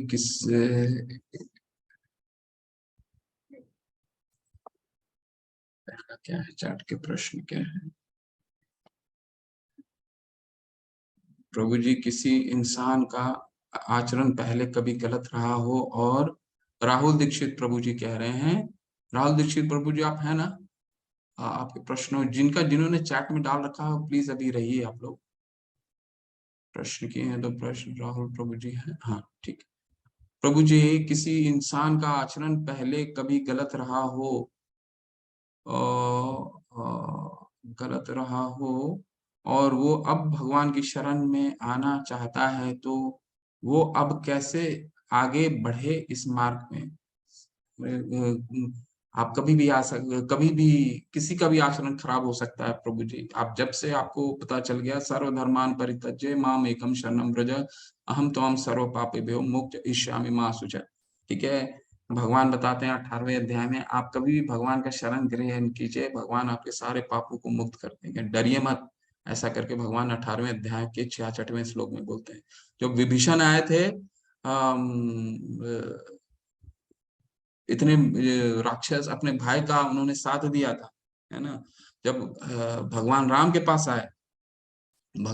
पास आए तो हनुमान और सुग्रीव बोलने लगे कि नहीं, आप इनको कैसे आप ले सकते हैं, ये तो गुप्तचर है, ये जाएगा और हमारे सारे युद्ध की योजनाओं को अपने भाई को बता देगा। तो वहां पे भगवान राम बोलते हैं, सक्र प्रपन्नाय तवास्मिति तु याचते अभयम सर्वभूतेभ्यो ददामि एतत् व्रतम मम। यानी मेरे शरण में कोई एक बार आ गया, उसको भय का कोई मैं उसको गारंटी देता हूँ, उसको भय का कोई कारण ही नहीं है, उसकी रक्षा मैं करूंगा। ठीक है, तो आप कभी भी, भगवान तो हमारा इंतजार करते रहते हैं। प्रभु जी एक कथा आपको सुनाएंगे, आज लेट हो गया तो एक कथा है, वो है जहाँ पे पिता जो है हमेशा दरवाजे में हाथ ऐसे करके खड़ा रहता है, हम ही नहीं जाते हैं। ठीक है, भगवान रहते हैं मंदिर में अपने अर्श विग्रह के माध्यम से हमसे मिलने आते हैं, लेकिन हमें ही शंका होती है कि हम इन भगवान को पूजें, उस भगवान को पूजें, उस भगवान को पूजें। भगवान तो हमसे मिलने आते हैं अर्श विग्रह के माध्यम से। तो कभी भी जाइए प्रभु जी, कोई प्रॉब्लम नहीं है, वैसा कुछ नहीं समझना, जो आगे पाप किया पीछे पाप किया भगवान वहीं से क्षमा कर देंगे, है ना। और क्या प्रश्न है?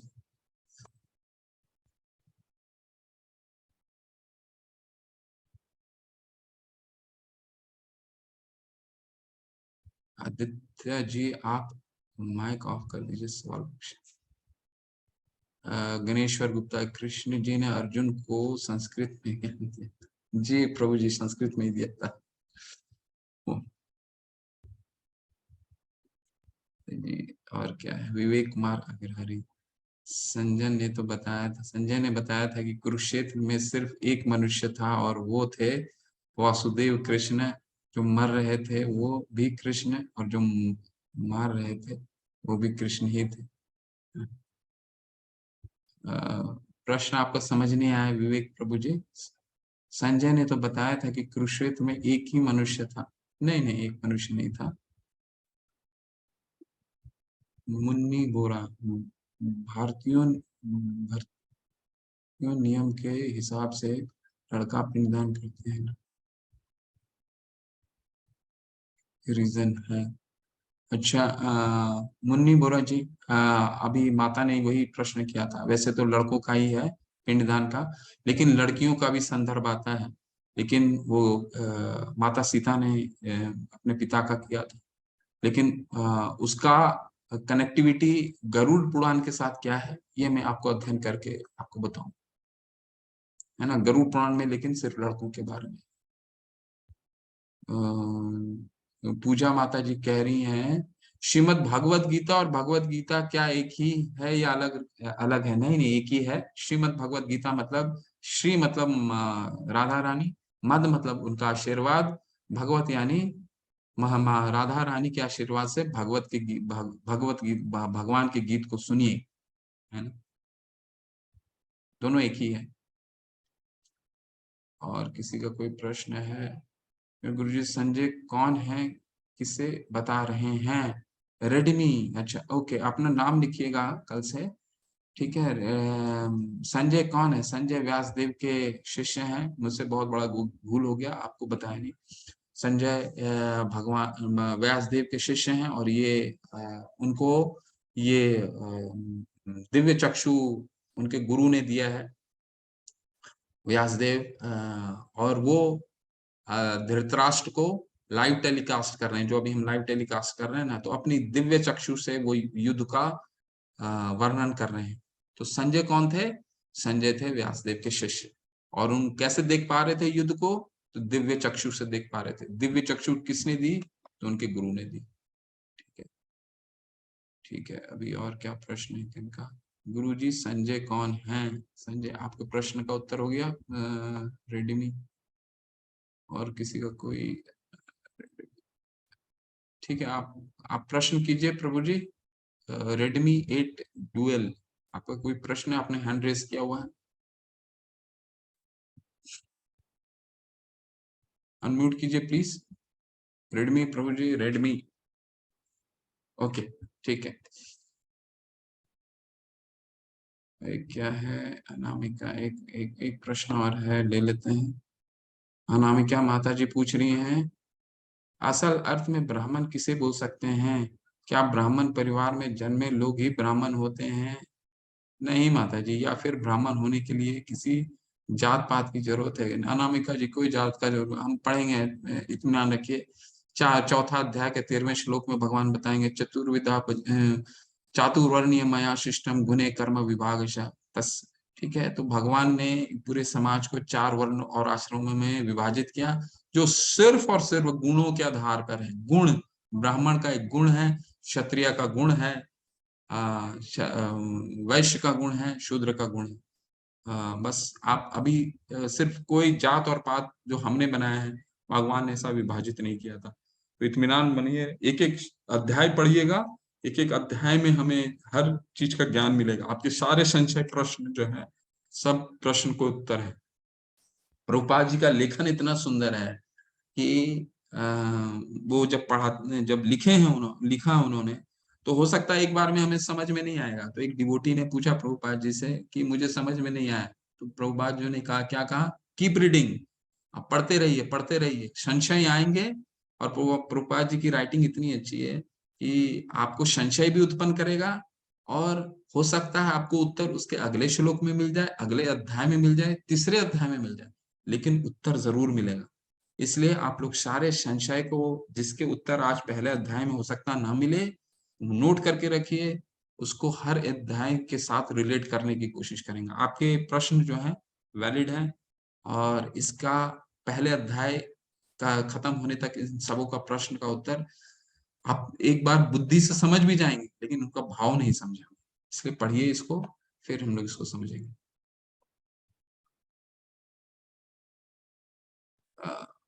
एक क्या प्रश्न है इनका? नवनीत यादव प्रभु जी, गुरु जी शाम के समय जब घर में संध्या का दीप दिख नहीं, गुरु जी आज के यादव कौन है? आज के यादव वो चर्चा नहीं करते हैं प्रभु जी यहाँ पे।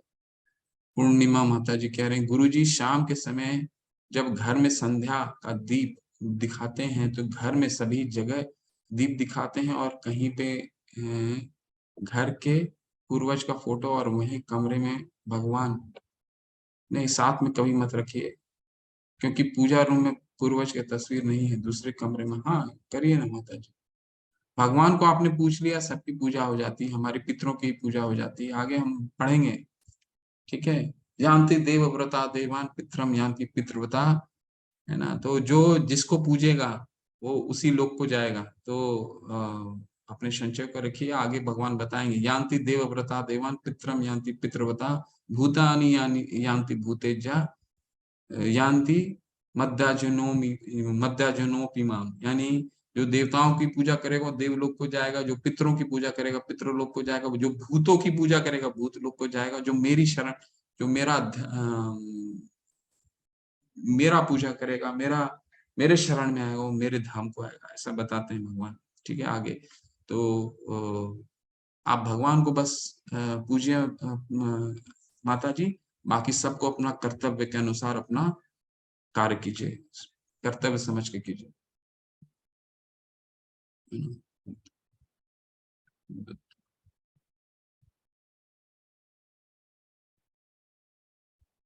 हरे कृष्ण। और किसी का कोई प्रश्न रह गया हो तो नोट करके रखिए इसको कल। इसका प्रभु जी, क्या भगवान राम और भगवान कृष्ण अलग हैं या एक हैं? एक हैं प्रभु जी, सारे एक हैं। ठीक है। एते चांचकुला पुंसा कृष्णास्तु भगवान स्वयं।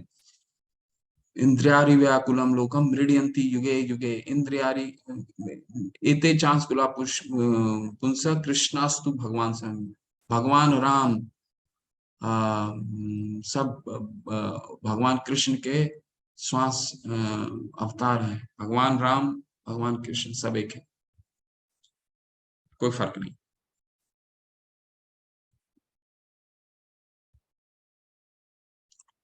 और क्या प्रश्न है आप लोगों के?